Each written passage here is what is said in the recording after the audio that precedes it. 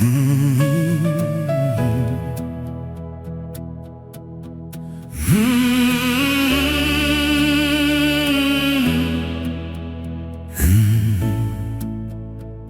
Graaf Reinert se groot Karoo het 'n leier stil begin.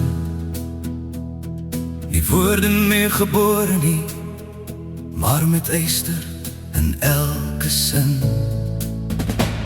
Ons het hom geken in stilte, tussen stof en manne se sweet, waar 'n blik van sy bevel meer as 1000 woorde meet. Hy het nooit gevra vir eer nie, nooit sy naam vooruit gestoot, maar ons het geweet in oorlog, dis 'n man vir altyd ewig groot. Velken roep ons deur die nag, oor die Lomba se rooi lyn, waar die donderslag rol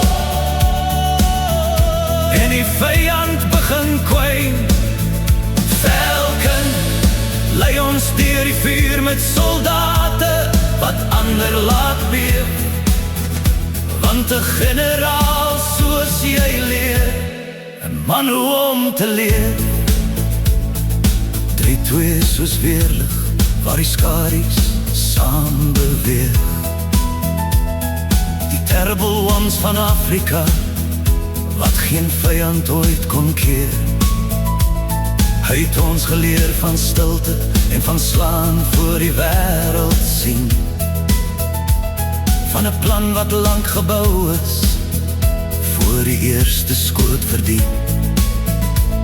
Respek word nie gevra nie, dit word in die bos gebou, en in elke man se oë sy naam so staal vasgehou.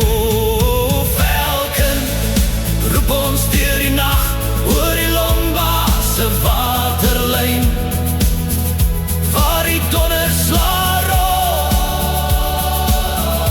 en die vyand begin kwyn. Velken lei ons deur die vuur as die aarde begin bewe, want 'n generaal soos jy leer 'n man om dapper te lewe. Nie almal sien die stories wat die wind oor Suidwes dra, van manne wat stil geveg het sonder dat die wêreld vra. Maar ons onthou jou naam, generaal, in elke veldslag opgestaan, want leiers soos jy, generaal, het ons vyand vir ons verslaan.